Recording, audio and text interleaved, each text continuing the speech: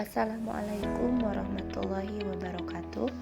Perkenalkan, nama saya Nadia Anggraini dari kelas Manajemen A dengan NIM 21011266. Di sini saya akan memenuhi tugas mata kuliah Business Environment dengan memaparkan materi tentang lingkungan bisnis.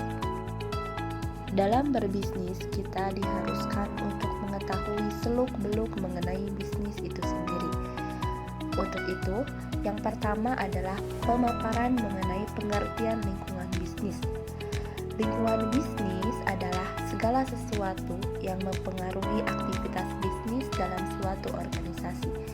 Artinya, segala aspek dan faktor, baik internal maupun eksternal, yang mempengaruhi kemajuan dan kemunduran secara kuantitatif maupun kualitatif sebuah bisnis dalam suatu organisasi yang tersistematis bisa dikatakan sebagai lingkungan bisnis.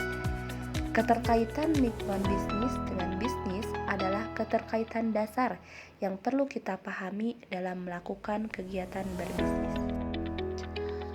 Selanjutnya ada komponen-komponen lingkungan bisnis. Yang pertama ada komponen internal lingkungan bisnis. Lingkungan internal dalam sebuah lingkungan bisnis dipengaruhi oleh faktor-faktor yang meliputi 5 faktor.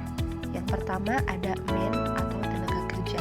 Artinya, kita sebagai manusia ini bisa disebut sebagai tenaga kerja atau komponen paling pertama dalam komponen internal ini.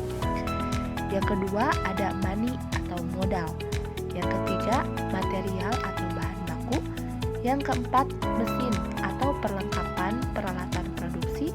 Dan yang terakhir ada metode atau cara kerja. Lalu ada komponen eksternal lingkungan bisnis. Faktor-faktor eksternal terbagi menjadi 2, yaitu lingkungan makro dan lingkungan mikro.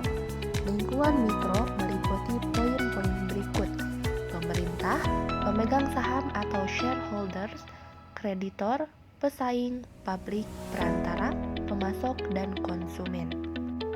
Selain lingkungan mikro, lingkungan eksternal lainnya juga dipengaruhi oleh lingkungan makro yang meliputi lingkungan ekonomi, teknologi, politik hukum atau pemerintahan, sosial kultur, global, dan lingkungan bisnis, teknologi, dan informasi.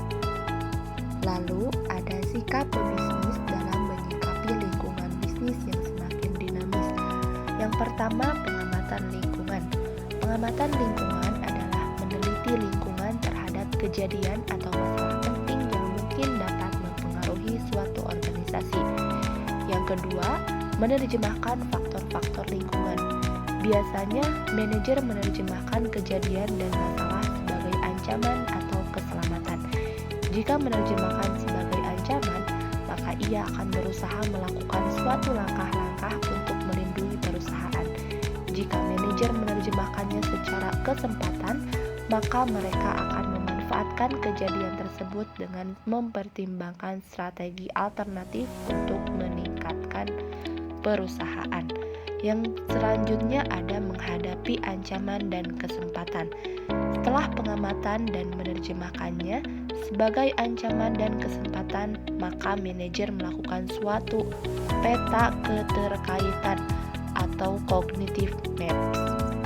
Merangkum hubungan yang didasari antara faktor-faktor lingkungan dan kemungkinan tindakan organisasi. Dari berbekal informasi yang dirangkum tersebut, maka manajer dapat mengambil tindakan untuk mengurangi dampak dari ancaman dan menggunakan kesempatan untuk meningkatkan keuntungan. Mungkin cukup sekian pemaparan dari saya, kurang lebihnya mohon maaf. Terima kasih. Wassalamualaikum warahmatullahi wabarakatuh.